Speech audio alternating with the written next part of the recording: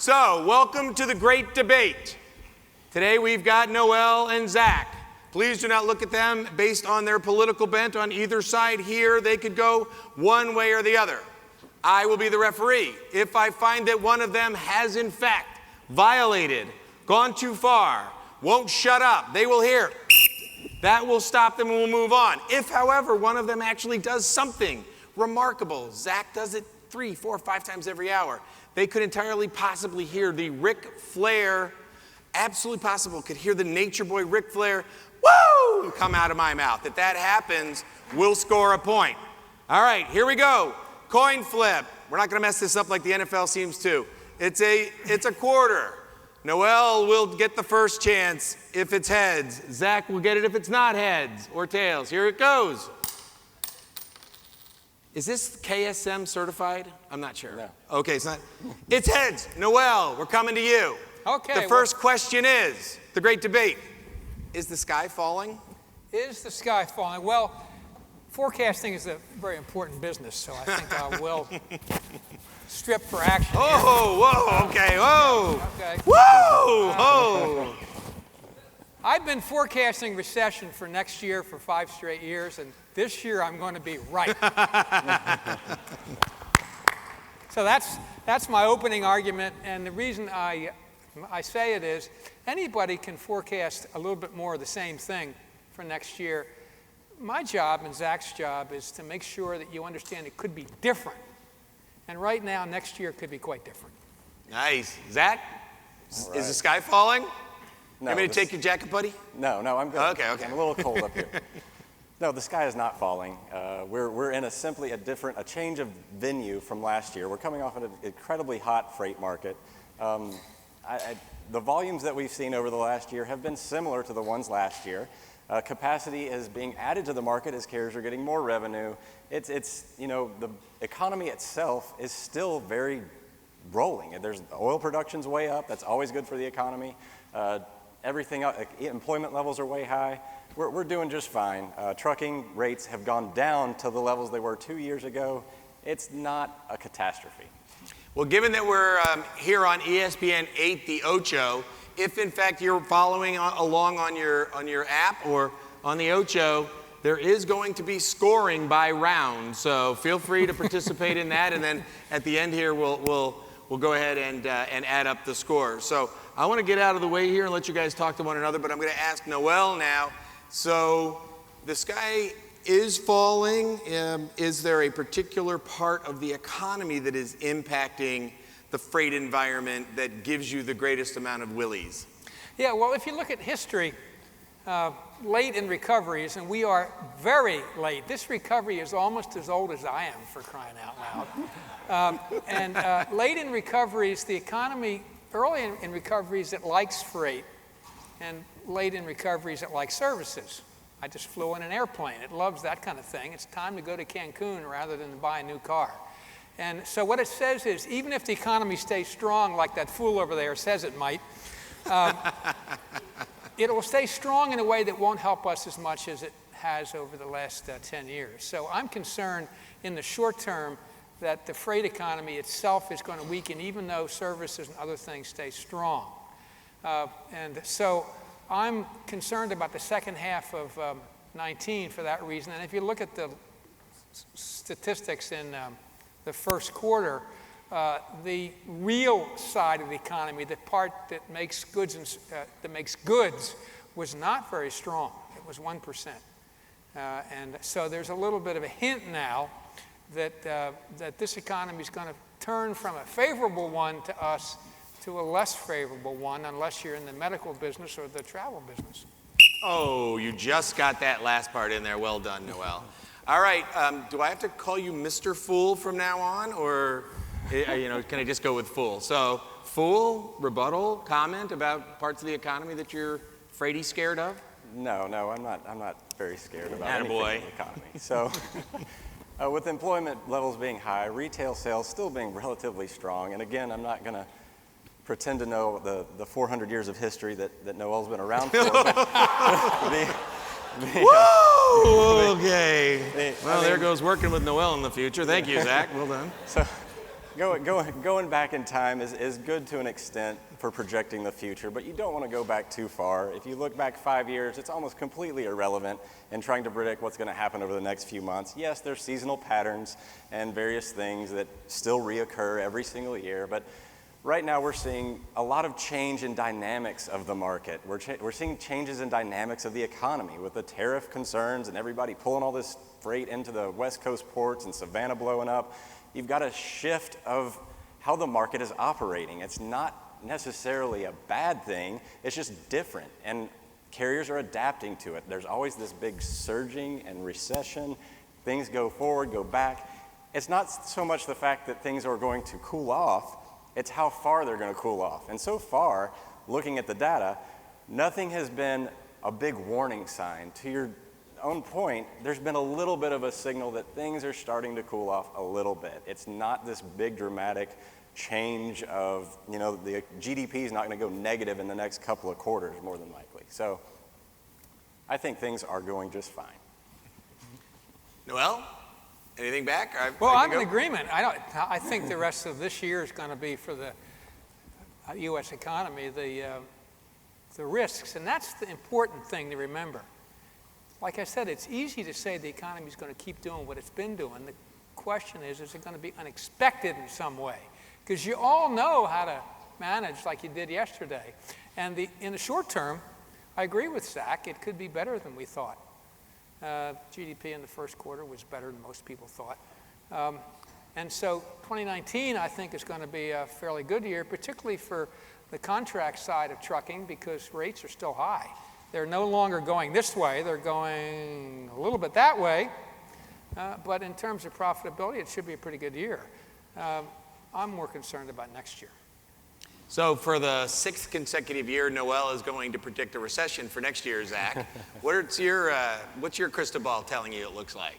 I try to stay a little bit more near term. Glasses half full guy. Yeah, and I'm not talking about your beer either. Yeah, I like to think about what I know. When you look that far into the future, the variables increase exponentially the further out you go. It's like predicting the weather. The 7-day forecast is pretty worthless. I try to stay a little bit more tightly packed because you're not necessarily making a lot of decisions for 12 months from now. Now, the trucking companies out there did react strongly this year to their additional revenues and increased rates in their contract, and they did go out and order a bunch of new trucks and equipment. Now, over the last couple of months, we've watched the earnings reports come out, and almost every single one of them, I believe, except for, say, Knight-Swift, added capacity to their networks. That's going to have a deflationary impact on trucking rates in general.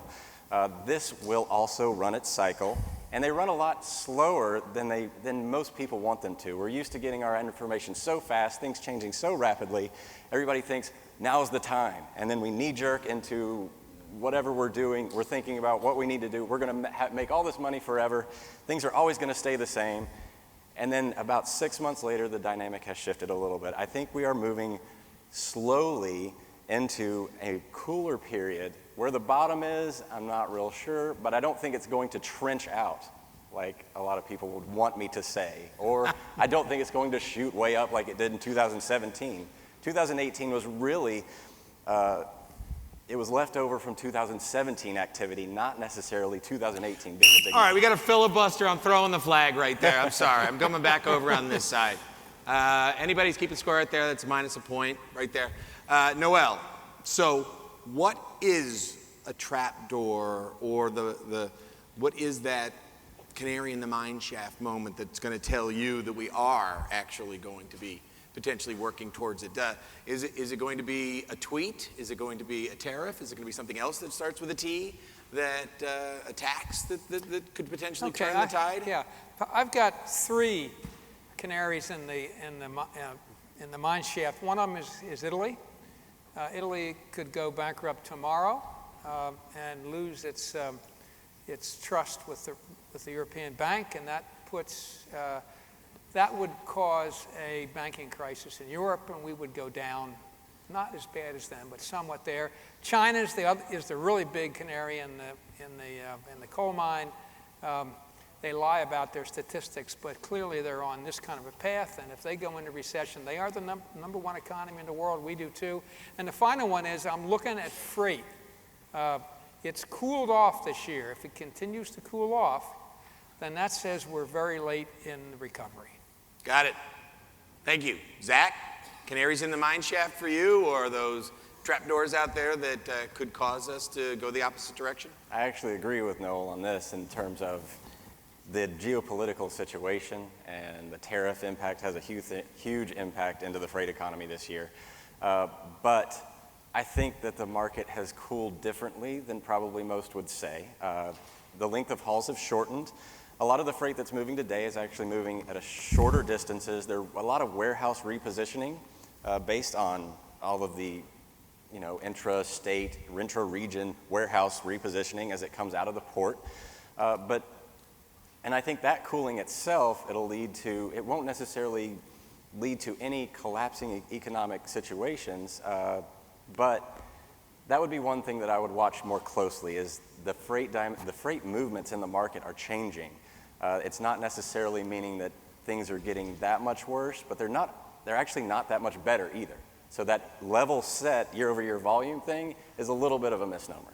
Interesting. So let's go from the abstract to actually requiring that the two of you who will find no consequence if you get this right or wrong, let's try to find a way to get to some consequence.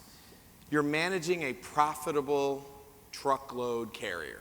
I know that seems foreign to you, but let's go ahead and think about it. You're managing a truckload carrier that's profitable. Are you going to add capacity this year? Are you going to add capacity in your random fleet, your dedicated fleet? Maybe try to copy a 360 box scenario? What's going on in your head to say, how am I going to prepare for 2020? Oh, well, this is an easy one. So all you got to do is take the opposite position of the market. So when things are going well, you sell. So you're going to get a high premium price or high value for your product. When things are going poorly, you do the opposite. So all those truck orders that happened last year inflated the prices on all this stuff. So you wait for the market to show the sign of the turning. We already know the market has turned differently. Now you just react to that. So now I'm So you want to be a lead dog, not one of the sheep. Say what? You want to lead, not be one of the sheep that's following. Exactly. Do the opposite. Old Dominion went out and expanded this past quarter. They're expanding right now because they can get higher value for their dollar.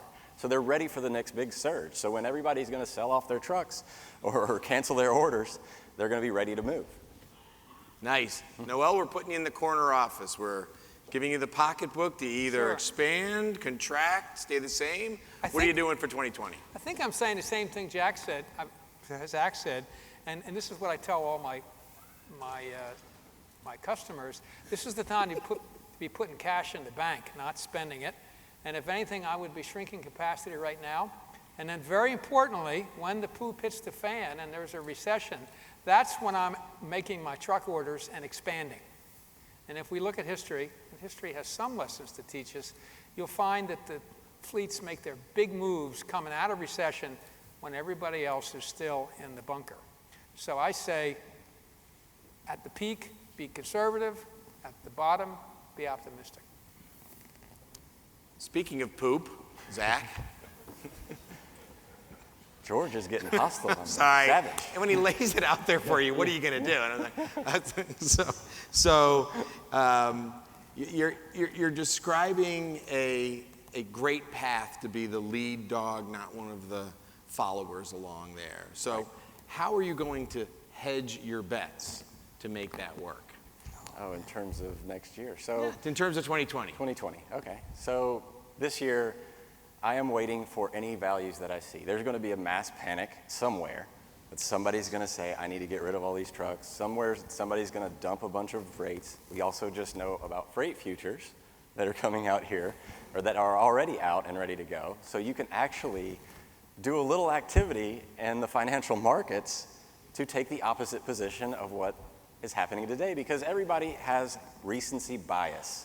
And what I mean by that is you always value the near term a little bit more strongly than historical or the or forward looking. So like I said before, everybody gets excited, and get wrapped up in the moment, and they think this is going to happen forever. We're always going to have higher rates. That's what carriers did last year. It's what shippers have done in the years past. They say, today's market is my model for the rest of existence. We know that we're going to cool off. We know that we're going to get hot at some point, but nobody really, all they do, they're prisoners of the moment, and they react that way. So I'm essentially just waiting on all my good deals, waiting for these trucks to go on the market, et cetera. Thank you, sir. Zach has taken his poop and turned it into something potentially edible. Sure. You think he's right? Is he hedging the correct way? I think so. Right now, if I'm a carrier, I'm going long on contracts because the risk is this way. If I'm a shipper, I'm going short on contracts, and there's the tension. If I'm looking at equipment, I'm going short, not long, because the prospects of using that equipment the next 2 or 3 years are certainly not as good as they were last year or this year. And I'd like to add one thing. The best hedge is thinking. Right now, we're in a fairly modest market that doesn't require us to do a lot today about change, and Zach's right about that. What we should have is plans of what we're going to do if there is a recession. Or, for that matter, what are we going to do if the market has a spurt this year? What am I going to do with pricing? And if you've thought about it beforehand, the probability of you recognizing it and doing something about it quicker than your competition, goes way up. So that the best hedge is thinking. Because when the future changes, maybe you'll recognize it and the other guy won't. Wonderful. We've only got a couple of minutes. This has gone way too fast. And oftentimes when people talk about how these things just fly by, I think about that the clock has really gone in slow motion to me, but I can't make that thing stop, and it's killing me. Hey, how come you're only talking to him? What? How come you're only talking to him? All right, sorry. It's not fair. I'm talking to the audience. All right, we've only got a couple of minutes left. You've got an unbelievable audience of folks who are willing to listen to a minute and a half of your genius to bring this to a close and demonstrate that one or the other of you is right. Zach, since Noel had the kickoff, here we are in the second half. You played the Bill Belichick rule. You deferred. You're now taking it. Tell me why you're right about this. You know you're right. What's gonna make you feel so good about it? And afterwards, I'm gonna ask you where you're putting your money in your portfolio. All right. So the thing that I'm looking for right now, to know that I'm right, is the fact that rates in the market are softening. They're going into a level set.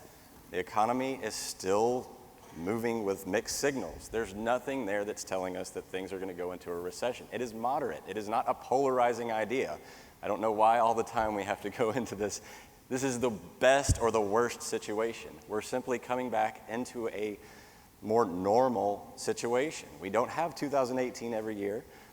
We don't have 2016 every year. This is more like a 2014-15 situation. So things are going to be a lot more smooth. Rates are moving in a flat direction. The freight market itself has been very flat. Unemployment rates are way down, so nobody's getting laid off yet. And there's not enough data out there that suggests that we're doing anything but staying relatively flat for the next couple of months. Thank you, Zach. Noel, the final Sure. word will be yours, and I do have to thank both of you, and I'm going to be doing the final scoring right now, and I got to tell you, it's coming down to the wire. No pressure, Noel. Okay, some people think Zach's right, and some people think he's wrong, and I agree. If either of us had the answer, you would be on your knees in front of us, not just listening to us. And the whole point here, I'll go back to what I said about thinking. You want to hear different perspectives, and you've had the luxury of hearing two perspectives over the last 25 minutes, and that's what you really need, so that when the future happens, you're the person who recognizes what this new future is before your competition does. So there's no single right answer in any forecast. If you believe it, you know what. There are several answers, and you have to figure out what those answers mean to you. So when the Lord reveals that future to us, you'll see it. Because I guarantee you the rest of us are still looking back at what happened last month. Thank you. And we are at the end of our time, so Zach and Noel, We'll unveil the answer to the winner of today's great debate at the same time as the Shipper of Choice Award is revealed. But please join me in thanking both of these guys.